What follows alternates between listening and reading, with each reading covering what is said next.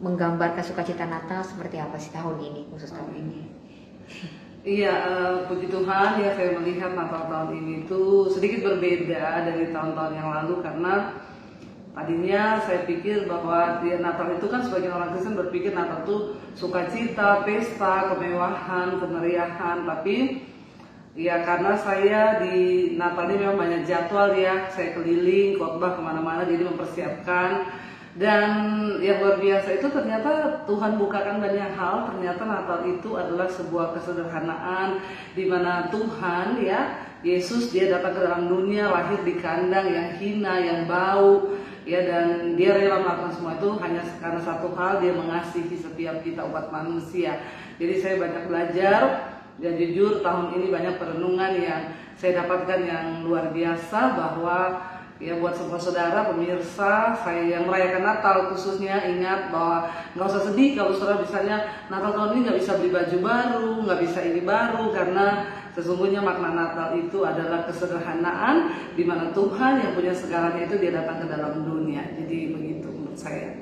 Oke, artinya menurut Bunda Dewi sendiri khusus untuk tahun ini memaknai Natal ini kesederhanaan ya Bunda? Iya, Natal itu kesederhanaan, dan bagaimana sesungguhnya kita membuka hati untuk Tuhan itu sungguh-sungguh lahir di dalam hati dan hidup kita, dan dia bisa menyatakan kasihnya bagi setiap kita. Tapi mungkin banyak umat Kristiani juga gitu yang memaknai kalau Natal itu kan sukacita gitu. Mungkin bagaimana dengan teman-teman lain yang memaknai untuk Natal ini itu sukacita? Iya, jadi memang kalau kita lihat ya, sukacita itu dari segi cara pandang yang berbeda lagi. Satu sukacita bahwa dunia yang tadinya tinggal dalam kegelapan sekarang melihat terang yang ajaib. Karena itu dikatakan kenapa setiap Natal itu kita harus menyalakan lilin, ada prosesi menyalakan lilin yang tadinya lampu dimatikan lalu gelap, karena ya firman Tuhan berkata bahwa dunia yang tadinya dalam kegelapan sekarang telah melihat terang yang besar, yaitu Tuhan yang datang ke dalam dunia itu melambangkan terang. Dan itu menjadi satu sukacita bagi kita semua. Tetapi jangan lupa seringkali ya kita semua ya orang percaya, bahkan pemirsa intens nih ya, seringkali kita berpikir bahwa oh sukacita, pesta atau kemeriahan ya, jadi sehingga kita lupa seringkali untuk bersyukur. Apalagi kita ada di masa-masa mungkin yang hari-hari ini sulit ya, melihat keadaan sekarang ini, lalu kita berpikir saya nggak bisa beli sesuatu yang baru di Natal ini. Saya mau bilang bahwa sukacita rohani itu memang harus kita alami, tetapi itu bukan berarti sesuatu yang ya pesta, kemeriahan atau apa yang menurut ukuran dunia, itu sesuatu yang berbeda. Jadi tetaplah bersukacita karena Tuhan Sang Juru Selamat itu telah lahir dalam hidup kita. Artinya sukacita yang diajarkan Tuhan sendiri lebih memaknai dengan bersyukur dan momen berkumpulnya ya Bunda. Iya, jadi ya sukacita itu adalah satu ucapan syukur yang keluar dari hati kita. Bagaimanapun keadaan kita hari-hari ini, pemirsa intens, ya saya mau menyampaikan bahwa tetaplah percaya bahwa Tuhan itu ada, dia datang ke dalam dunia, dia menyertai kita dalam segala keadaan apapun. Tuhan menyertai kita, dan biarlah kita memaknai Natal tahun ini dengan satu keyakinan bahwa ya mungkin kita mendengar banyak ramal-ramal, oh tahun depan akan terjadi seperti ini, akan begini, akan begitu, akan ada pandemi lagi. Ini banyak yang sudah mulai berbicara, tapi satu hal, mari kita percaya bahwa kalau Tuhan saja rela meninggalkan surga dan datang ke dalam dunia, itu artinya juga dia rela untuk terus menyertai kita dalam segala apapun. Jadi jangan takut ya, tapi jalanilah tahun demi tahun bersama dengan Tuhan. Oke, nah Bunda mungkin Natal tahun ini yang paling berkesan buat Bunda seperti apa sih mungkin? Iya, Natal tahun ini yang paling berkesan adalah saya melihat bahwa di penghujung tahun 2024 ini Tuhan masih kasih kita kesempatan hidup. Bahkan ya ada banyak hal-hal berat yang mungkin kita pernah lewati di tahun-tahun yang kemarin ya, tapi sampai hari ini kalau kita masih ada itu kita harus bersyukur. Saya secara pribadi pun melihat itu ya, yang paling berkesan bahwa ya Tuhan itu dalam setiap keadaan, dalam setiap musim hidup kita. Jadi bagi pemirsa intens dimanapun berada, biarlah Natal tahun ini semakin membawa iman kita terus percaya bahwa Tuhan menyertai, dan itu yang membuat berbeda. Karena kita percaya dalam segala keadaan. Mungkin hari ini saudara sedang ada dalam masalah ataupun pergumulan, tapi keyakinan akan penyertaan Tuhan dalam hidup kita itu yang membuat semuanya akan jadi berbeda. Bunda kan tadi sempat menyebut makna Natal di tahun ini kan lebih kesederhanaan dan sukacita. Mungkin bagaimana dengan kehadiran Yesus Kristus yang turun ke dunia untuk menghapus dosa manusia bagi yang percaya, gimana Bunda memaknainya? Iya, jadi Natal itu memang ya adalah satu berita yang sangat luar biasa, ya adalah Sang Juru Selamat ya turun ke dalam dunia. Karena kita tahu bersama bahwa kalau kita belajar dalam sejarah ya, dalam sejarah Alkitab, bahwa manusia itu telah berbuat dosa dan tidak ada satu orang pun bisa diselamatkan karena perbuatan baik mereka ataupun karena percikan darah ya, karena kita tahu bersama dalam Perjanjian Lama ya, ketika ada orang berbuat dosa maka harus ada yang dikorbankan, lembu, sapi atau apapun. Nah, tapi karena manusia itu dosanya itu sudah terlalu besar dan tidak bisa lagi dihapus oleh darah apapun, karena itu Tuhan sendiri berinisiatif untuk datang ke dalam dunia, menjadi manusia, bahkan dia harus mati di kayu salib untuk menyerahkan hidupnya. Makanya Yesus Kristus itu disebut anak domba Allah, karena dia dipersembahkan, darahnya tercurah untuk menghapus dosa dunia. Makanya kita bersyukur bahwa makna Natal itu adalah Sang Juru Selamat yang lahir dalam dunia ini dan dalam hati kita. Dan karena itu saya berdoa untuk ya setiap pemirsa Intens ya, kita yang merayakan Natal khususnya, mari sungguh-sungguh biar perayaan tahun ini bukan hanya sekedar menjadi perayaan, tapi kita mau sungguh-sungguh buka hati ya, buka hati untuk Tuhan lahir dalam hidup kita, dia mengubahkan kita sehingga ya hidup kita juga boleh diubahkan, dan terutama kita boleh menjadi berkat bagi banyak orang, karena Tuhan itu datang untuk memulihkan supaya kita juga memulihkan hidup orang lain. Nah Bunda, kira-kira nih aplikasi kebahagiaan Natal dalam kehidupan sehari-hari, mungkin ada contohnya nggak sih Bunda?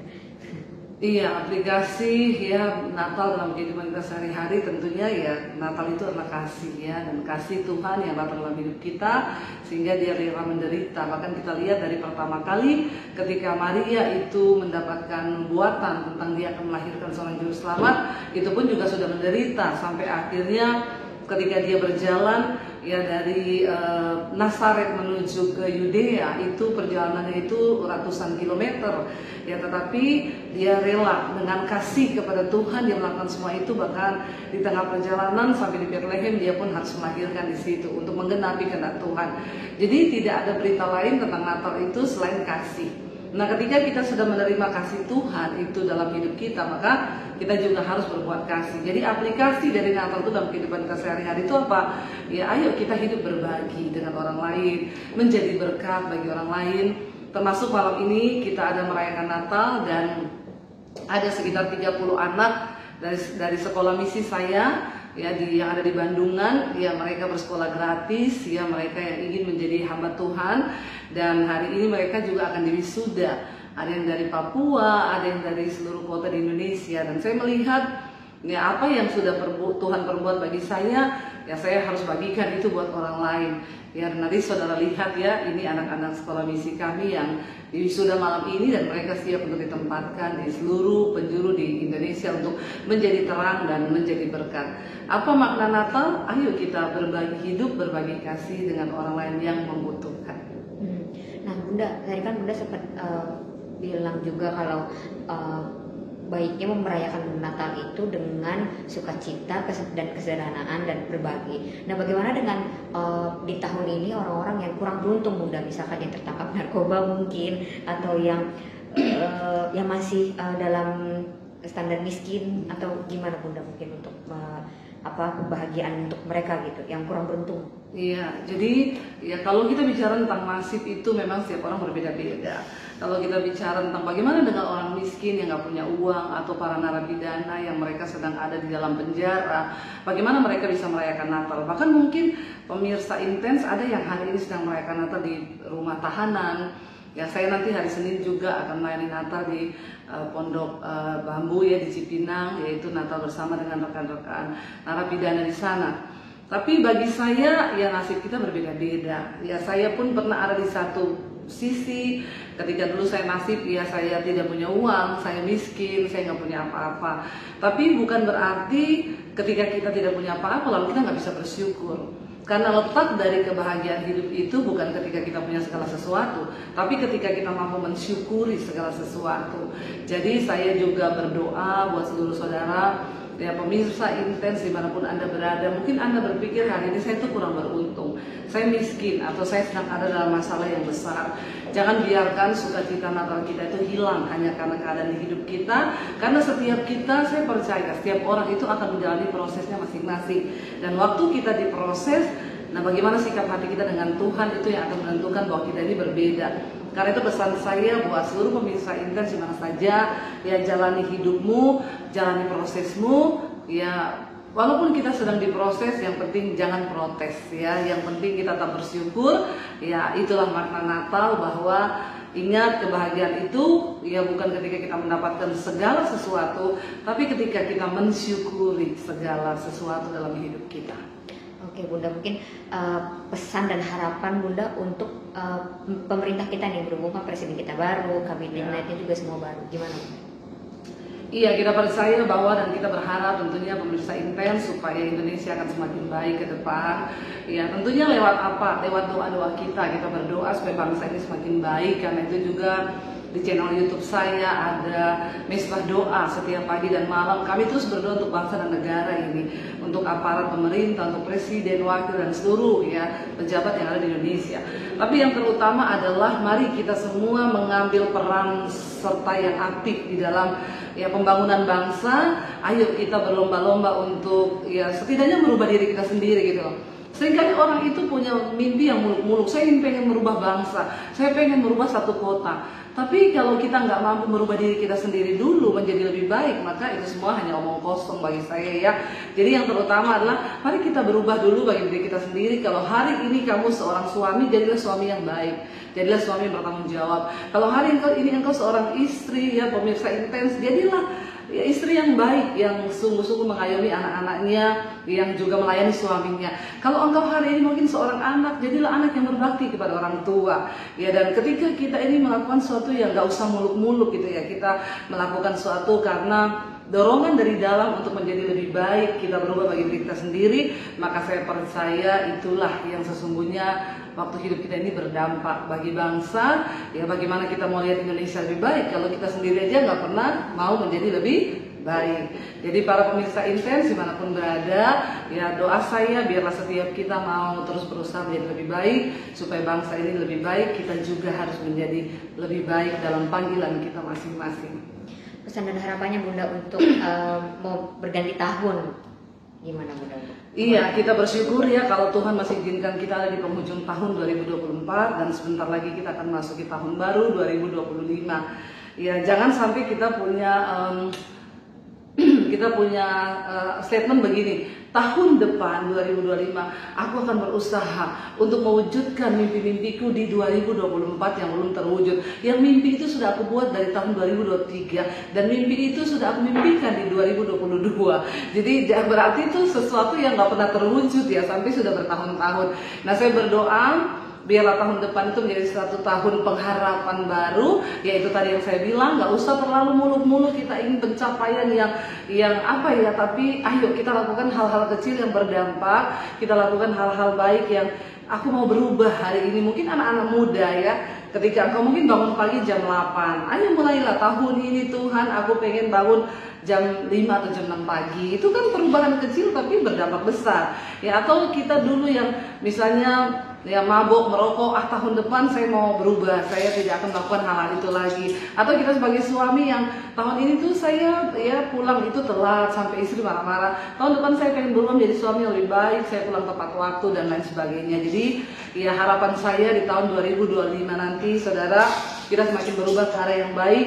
Dan janji firman Tuhan, ingat bahwa waktu kita ini ingin berubah menjadi yang lebih baik, maka Tuhan itu menyertai orang-orang yang hidup mau sungguh-sungguh berubah dan hidup menjadi dampak bagi banyak orang. Karena itu jangan takut dengan prediksi-prediksi 2025 akan ada resesi lah, akan ada pandemi lah. Ya jangan takut dengan omongan-omongan yang membawa kita kepada roh ketakutan. Tapi mari kita berdoa supaya kita mau berkata apapun yang ada di tahun 2025 aku mau jadi lebih baik, dan aku percaya Tuhanku Tuhan yang menyertai bahkan sampai selama-lamanya.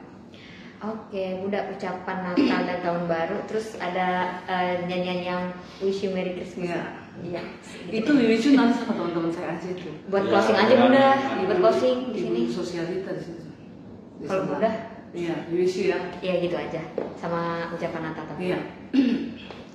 Dan akhir kata saya Dewi Basir mengucapkan we wish you a Merry Christmas, we wish you a Merry Christmas, we wish you a Merry Christmas and a Happy New Year. Buat seluruh pemirsa Intens di mana saja Anda berada, yang ada di Indonesia maupun yang ada di luar negeri yang menyaksikan tayangan ini, damai Natal turun atas hidupmu dan Tuhan menyertai engkau tahun ini bahkan di tahun yang baru 2025. Saya ucapkan selamat memasuki tahun yang baru dengan pengharapan yang baru, dengan hidup yang baru dan dengan berkat-berkat Tuhan yang baru atas hidup kita. Tuhan Yesus memberkati. Shalom dan Immanuel. Oke. Terima kasih. Oke, baik.